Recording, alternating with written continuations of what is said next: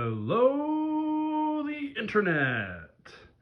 So I was watching a YouTube video today that was talking about a TikTok video that was dissing all over them, and so or they dissed over that. You know how those videos work. So the TikTok video made some very bold claims that the math didn't seem like it was accurate, and so I wanted to test the math, and in doing so, I learned something very, very interesting. Not only is there a definitive answer of whether you should get the 30-year or 15-year mortgage, its reasons aren't quite clear at first until you dive down into the numbers, which is something that most YouTubers and TikTokers will do. So who is accurate? The TikTokers or the Dave Ramseys? That's what this video is going to attempt to address. And since this is going to be all about numbers, you don't get to see my ugly mug. So, darn. Now, there is a little psychology when it comes to finances. And while I will address that occasionally, I'll address it mathematically as well. Now, before I get into any numbers, I'm going to have to note that I am not a financial advisor. Everyone's financial situations are different. Everyone's incomes are different. Everyone's taxes are different. I'm also not a tax advisor. So take everything I say with a grain of salt. Make sure you do your own work to make sure that my conclusions and your conclusions are in fact the same. Now I'm using a spreadsheet here, just Excel spreadsheet. And here's what I've done. We've taken a $300,000 mortgage. And I've done really I did four, but we'll get to the other two later.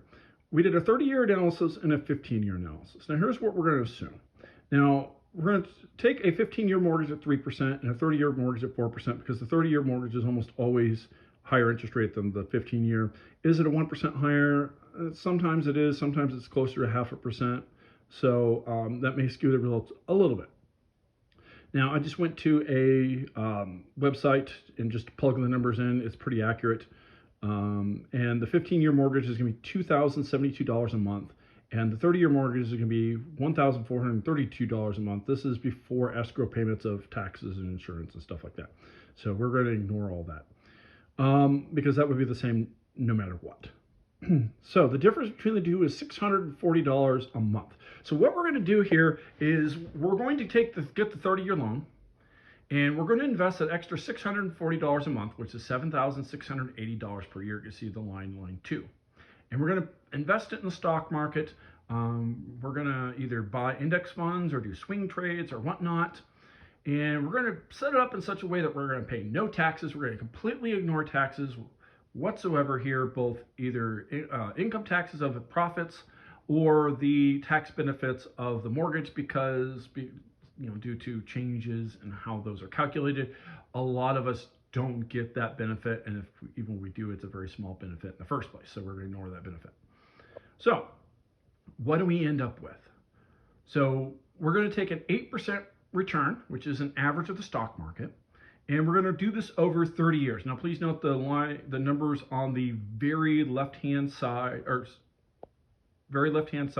the line numbers, not the year numbers. Since I have a header, they're all going to be off at 1. So line 2 is year 1, line 21 is year 20, and I'll have to scroll down to get to year 30.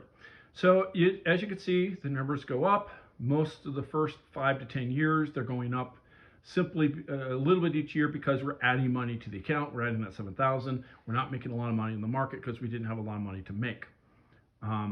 By the time we get to year 15, we're at $208,000. Now, that sounds really good, but there's one slight problem that the YouTubers won't tell you.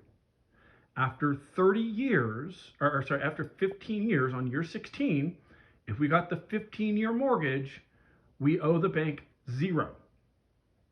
If you get a 30-year mortgage, and this is why 30-year mortgages are so darn expensive in the long term, you still owe $210,000. So what we have in the investment account is already less than what we owe on the mortgage. And for the 15-year, we owe nothing. So much for 8% beating 4%. But let's continue on, because we're investing that money. We're investing that 200,000, of which half of which we've put in ourselves and half of which we've gotten from the market. So we've doubled our money once.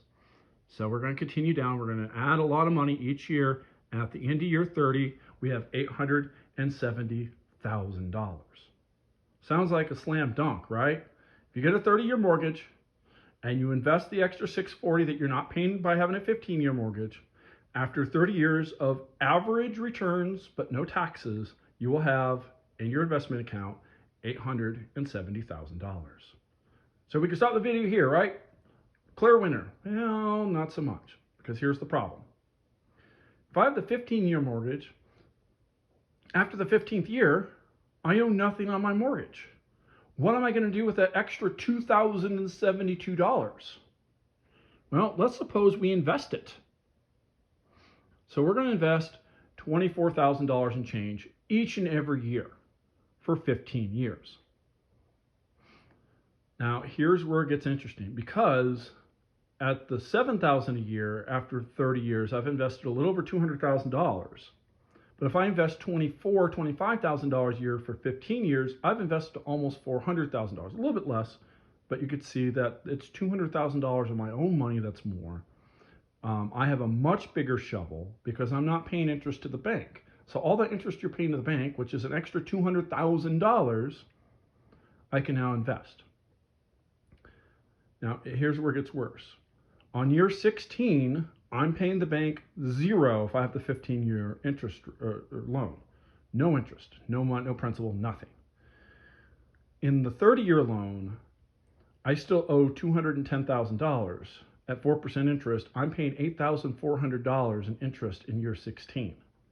In year one of the 15 year, I paid $9,000. So in year 16, you're paying as much interest as you paid in year one for the 15-year mortgage. And the 15-year mortgage, that interest, the amount of interest you pay the bank goes down very quickly, very quickly. So let's scroll down and see how much we end up with. Do we end up with more than $870,000? The answer is no. No. Just pure math here. We get $750,000. The 30-year loan beats the 15-year loan by $120,000.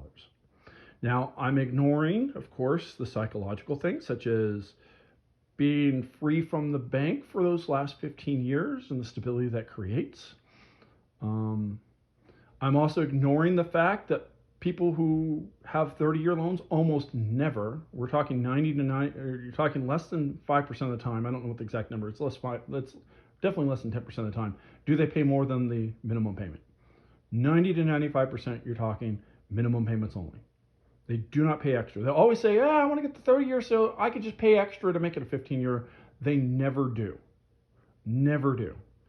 And they're not going to, if they can't do that, they're probably not going to invest the money either. Most people buy on a 30-year loan so that they can buy more house, and they can just barely afford that mortgage. They're not buying a house that they can afford the 15-year and then just paying less because they're going with the 30-year instead and deciding to invest that. But there's one big thing that we have ignored here. The elephant in the room. We assumed no taxes. We left out taxes completely. And here's the problem. If you are so unsophisticated enough to ask yourself the question, can I invest the extra $640 a month that I'm not paying on the 30-year plan? Will it come out to more money? Then you are already investing all of the money that you can. You're maxing out your retirement accounts each and every year. I'm going to assume that you're doing that. If you are buying a house and you're not able to max out your retirement, you cannot afford that house. If you cannot afford the 15-year mortgage, you cannot afford that house, period. So I'm going to assume that the money that you're putting into investment is not in a retirement account because you've already maxed that out. And so this is being put into an account that is taxable. And if you are a swing trader holding stocks for less than 1 year, you are paying taxes at your full tax rate of 40% for federal plus whatever is for state. I'm going to ignore state for a moment. I'm just going to use 40% tax rate. Now, if you put in an index fund, obviously you don't pay taxes until you sell. If you can hold stocks for more than a year, your interest rate goes, gets cut in half. But I'm also ignoring the state taxes, so it bounces out a little bit. So instead of getting 8% per year, that's going to be your gross. You're only going to net 5% after the 40% taxes. So I'm going to do the same calculation with the 30-year, but now instead of making 8% per year, we're going to make, after taxes, we're only going to make 5% per year. And since most of the money at the end, the $870,000, came from improvement in the stock prices and not money we put in, there's going to be a lot of taxes involved. Also, those taxes are really going to decrease the exponential gains due to having 30 years of savings. So what is the effect of 30 years of taxes? So we go from 870,000 to 510. It's a big drop, but I guarantee you, if you invested $640 a month for the next 30 years and you end up with $500,000, you're probably pretty happy. Hopefully you're happy. But, and I keep moving over by accident, what about if we had the 15-year mortgage? Because I'm not paying taxes on a lot of that money. I'm putting $400,000 in and making about $350,000 without the taxes. So that means I'm going to pay a lot less taxes. So here it's a case of I have a much bigger shovel. Does the bigger shovel beat the exponential long-term gains? And the answer is, and this surprised the heck out of me, this is going to be definitive about which mortgage you need to get when you buy a house. And man, if Dave Ramsey finds this video, man, they're going to have a field day with it. Because the answer is that after 30 years of the 15-year mortgage of investing $0 for the first 15 years, and then investing the full amount of the mortgage for the next 15 years, your total, and this is just math, $588,000, $78,000 more than if you had the 30-year mortgage. So if anyone's telling you that you need to borrow as much money as you can for the longest time period possible, they're not, well, they might be thinking that they're being honest with you, but their advice is bad advice. They're hurting you overall. They're not thinking about this deeply enough. They're thinking of it very shallow. That's why they're on YouTube and not an actual professional. And you need to not listen to them and not buy any products from them. Don't sell what they're buying, or don't sell what they're buying. Don't buy what they're selling. Also, don't sell what they're buying, because whatever they're buying is probably not good for you either. I'm required to make fun of any screw-ups I make. So the winner's a 15-year mortgage. Hands down, 15-year mortgage wins each and every time. Almost every metric you look at, it wins.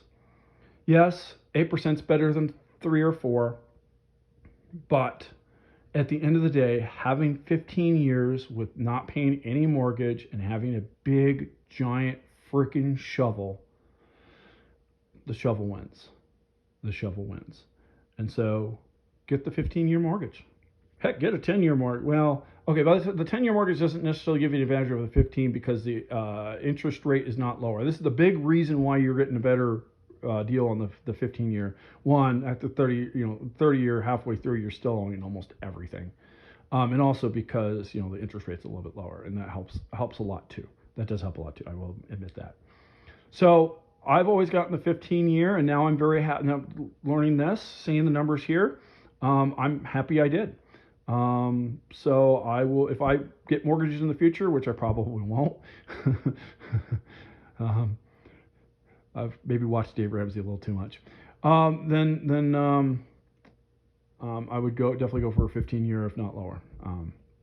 So 30-year bad, any way you look at it. So that's the video for today. Thank you for the 10 people that will eventually watch it.